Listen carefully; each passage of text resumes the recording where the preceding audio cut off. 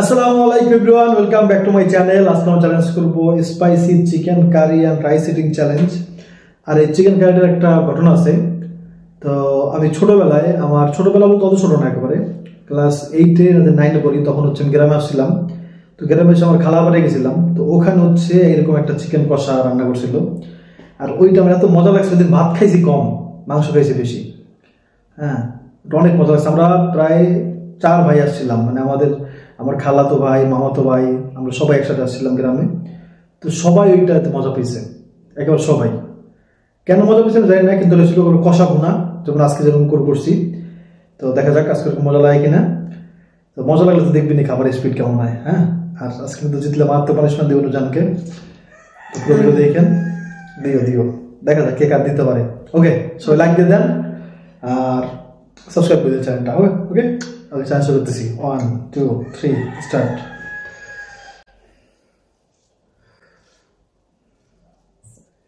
বিসমিল্লাহির রহমানির রহিম।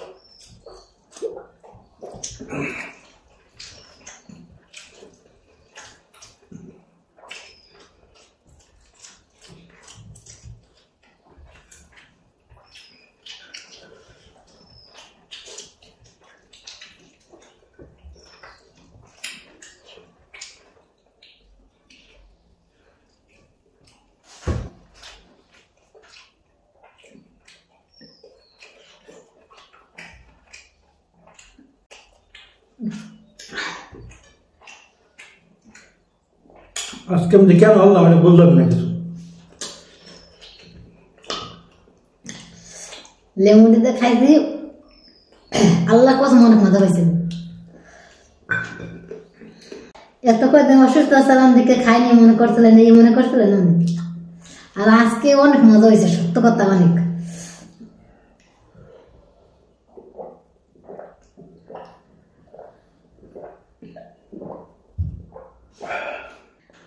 আলহামদুলিল্লাহ, অনেক অনেক অনেক অনেক খুশি জিততে পারবে। পানিশমেন্ট দেবে মানে আমার অবাক করে দিয়েছে পুরো একবার আজকে। এই কারণে আমরা মানে সুন্দর শাস্তি দেব।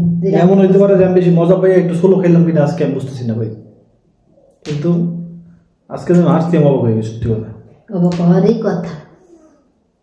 এই কারণে আমাদের ফেভারিট খাবার দেবো আমি। রে এত ভাত খাওয়ার পরে এখন আবার খালি ভাত। আমি তো নুরজান খালি ভাত করে দিতে চাই না, আর দিই না, সাথে তো তরকারি বা কোনো কিছু দিই। কেমন হয়েছে? জাপানি মানুষেরা ভাত খায় কিভাবে জানেন না?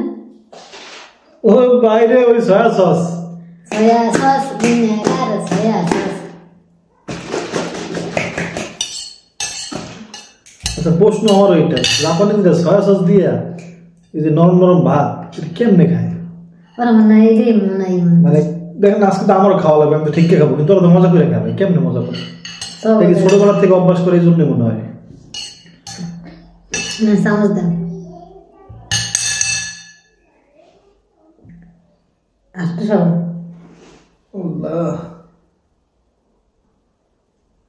ইস রে বাবা রে বাবা,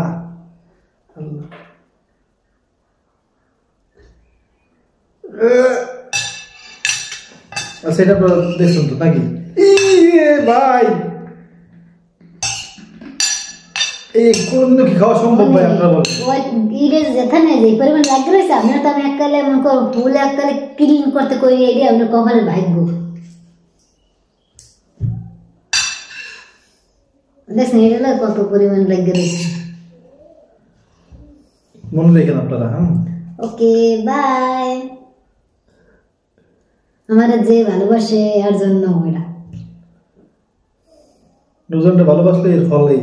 হ্যাঁ বলতে চাইছে যে যারা আপনারা ভালোবাসেন নুরজানকে তারা এখন খুশি হন নাকি? তাদের উদ্দেশ্যে আমার দেশে এটা শাস্তি। তার মানে আপনারা আমার শাস্তি দিচ্ছেন না, যারা ওরা ভালোবাসেন। ওকে, আমি কেউ ভালোবাসি না, পুরুষ মানুষ কেউ ভালোবাসে না।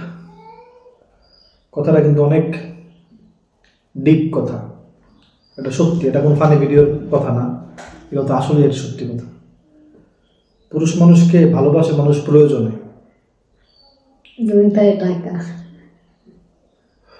এটা একটা সত্যি কথা, খাঁটি কথা। তবে অনেকে আবার বেশি বুঝতে গিয়ে বলে কি জানেন, যে বাপ মাও টাকা ছাড়া ভাই ভালোবাসে না। এই কথাটা একটা ভুল কথা, এই কথাটা একেবারে ভুল। যে বাপ মা আপনারে কষ্ট কইরা নিজে না খাইয়া আপনারে খাওয়াই বড় করছে, সে আপনার টাকার আশায় আপনার বড় করে নেবে। টাকার আশায় কেউ বাচ্চা বড় করে না, এটা মনে রাখবেন। হয়তো বা আপনি বড় হওয়ার পরে আপনি টাকা ইনকাম করতেছেন, সেখান থেকে আপনার কাছ থেকে আশা করতেই পারে, যখন তার সামর্থ্য নাই, যখন তার শক্তি নাই, হ্যাঁ মা বাবা বৃদ্ধ হয়ে গেছে, তখন আপনার কাছ থেকে আশা করতে পারে। এর মানে এই না যে আপনার টাকার জন্য আপনার বাবা ভালোবাসে, তাহলে আপনার বড় করতো না ভাই। আপনি যখন মানে ছোট ছিলেন, আপনি যেখানে সেখানে মানে হাগু করে দিছেন, সেই হাগু মা পরিষ্কার করছে, বাবার গায়ে প্রস্রাব করে দিচ্ছেন, হাগু করে দিচ্ছেন, সেই বাপ মা আপনার বড় করছে তো কষ্ট করে।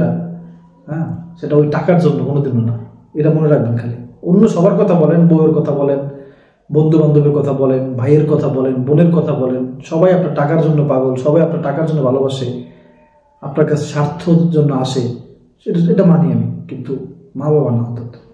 হ্যাঁ, কিছু মা বাবা থাকবে একটু আলাদা, যেমন ধরেন এখন একজন গাঁজাখোর ছেলে, একবার নেশাখোর, হ্যাঁ মদখোর, ছিনতাইকারী, সেই ছেলেটাও তো একটা একদিন বাবা হবে। তো সেই বাবাটা আর একটা ভালো বাবা, ওইটা কিন্তু একরকম না, সেটাও বুঝতে হবে। হ্যাঁ, কিছু এরকম হইতে পারে যে আপনার স্বার্থের জন্য ভালোবাসে, কারণ সে তো নিজেই ভালো না, তাই না? কিন্তু আপনার বাবা যে আপনাকে সব পথের মানে পথপ্রদর্শক, যে আপনাকে সৎ পথ দেখাইছে, যে বাবা আপনি চলবা, এরকম চললে আল্লাহ খুশি হয়, এরকম চলা ঠিক না, এই কাজ করলে মানে এই কাজ ভালো মানুষ করে না, এইসব যে আপনাকে শিখাইছে সে কোনোদিন আপনার থেকে টাকা চায় না, এটা মনে রাখবেন। বললাম তো, বিরুদ্ধ হইলে তার প্রয়োজন, তার এখন আর শক্তি নেই, এই জন্য আপনার কাছে চাইতে পারে, কিন্তু আপনাকে এই জন্য বড় করে নাই, এই জন্য আপনাকে ভালোবাসে, এটা মনে করবেন। এটা যাদের মা বাবা ভালো তারা এটা খুব গভীরভাবে ফিল করবে। তারা আপনার টাকা তো চাই না, উল্টো আরো চিন্তা করে, আল্লাহ এই যে টাকা ইনকাম করতে গিয়ে আমার সন্তানগুলো বিপদে পড়লো কিনা, হ্যাঁ, এটা নিয়ে চিন্তিত থাকে তারা। এটা হচ্ছে আমি আমার নিজের মা বাবার মানে দিক থেকে বললাম। এখন আপনার মা বাবা কিরকম সেটা তো আপনারা ভালো বুঝবেন। আপনারা কমেন্ট করে যাবেন যে আপনার মা বাবা আপনার থেকে কি আসলে কিছু চায়, নাকি উল্টা আপনার জন্য চিন্তা করে যে আল্লাহ আমার সন্তানটা কিছু বোঝে না, কিভাবে টাকা ইনকাম করবে, কি করবে, এসব কথা বলেন না আমার দিয়ে, আমার কান্না চলে আসবে। হ্যাঁ, যাক, বিসমিল্লাহ।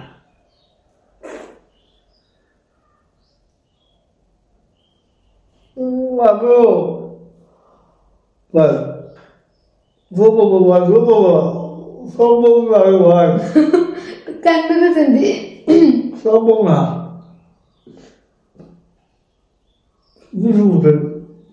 আমি আর সাথে ভাই।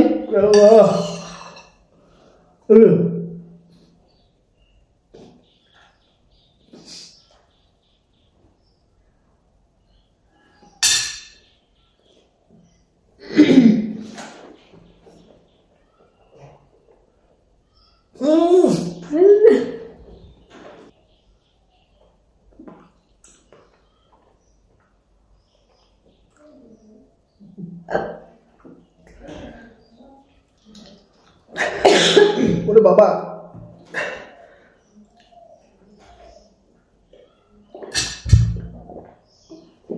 ওরে বাবা রে বাবা, আচ্ছা এটা তো নুন দেওয়ার দরকার কি, আমি এটি বুঝি না। তো লবণ রে ভাই, কি লবণ? একদম ভিতর থেকে বেরোয়েছে তো রে বাবা রে।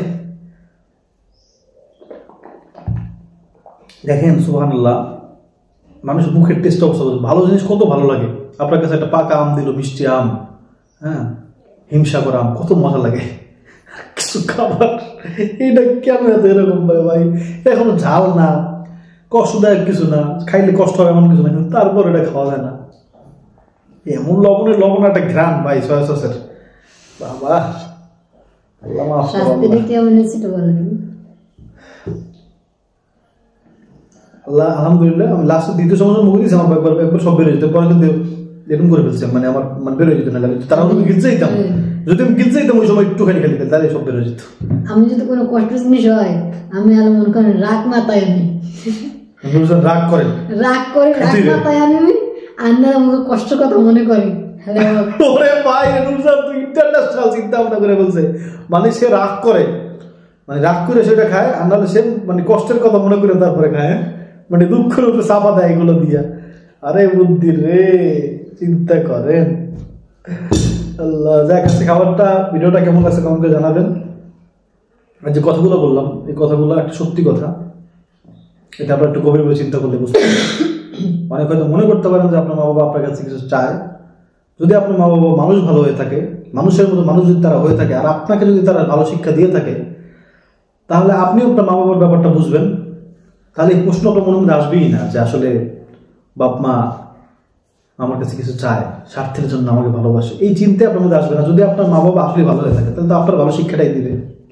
অনেক সময় কি হয়, আবার উল্টা ঘটনা ঘটে, কেমন জানেন, যে আপনাকে ঠিকই শিক্ষা দিয়েছে কিন্তু আপনি শিক্ষা নেন নাই, আপনি বন্ধু বান্ধবের পাল্লায় পড়ে, বিভিন্ন পাল্লায় পড়ে আউলে গেছেন, হ্যাঁ, মা বাবার শিক্ষা আপনি নেন নাই, তো সেক্ষেত্রে আলাদা জিনিস। কিন্তু যে আপনি যদি আপনার মা বাবা যে শিক্ষা আপনাকে দিচ্ছে সেটা যদি নিয়ে থাকেন, তাহলে আপনি বুঝবেন আপনার মা বাবার কদর কত বেশি আপনার কাছে হওয়া উচিত, এটা আপনি ফিল করবেন। আর ওই মা বাবার কথা চিন্তা করলে, একটা ভিডিও দেখলে, মা বাবার কষ্টের ভিডিও দেখলে আপনার চোখে পানি চলে আসবে। যদি আপনার মা বাবা আপনাকে ভালো শিক্ষা দিয়ে থাকে, আর সেই শিক্ষা যদি আপনি নিয়ে থাকেন, এখন যদি আপনি নিয়ে না থাকেন, তাহলে তো আপনি আপনার মা বাবার ভুল বুঝবেনই, অন্য কারো পাল্লায় পড়ে, অন্য কিছুর পাল্লায় পড়ে, অনেকে মেয়ের পাল্লায় পড়ে মা বাবার মাইরাও ফেলে। তো তার মানে আপনি আপনার মা বাবাকে ভালোবাসতে পারেন নাই, যে ভালোবাসা তারা আপনাকে দিছে, সেই ভালোবাসা তাদেরকেও দিতে হবে, সেই চিন্তা যদি আপনার মধ্যে নেই, তাহলে আপনি মানুষই ভালো না, তাহলে আপনি আর কি ভালোবাসবেন, তাই না? ভালো থাকবেন, ভুল হলে মাফ করবেন, ভুল হয় না আমি জানি। আসসালামু আলাইকুম, আবার দেখা হবে ইনশাআল্লাহ।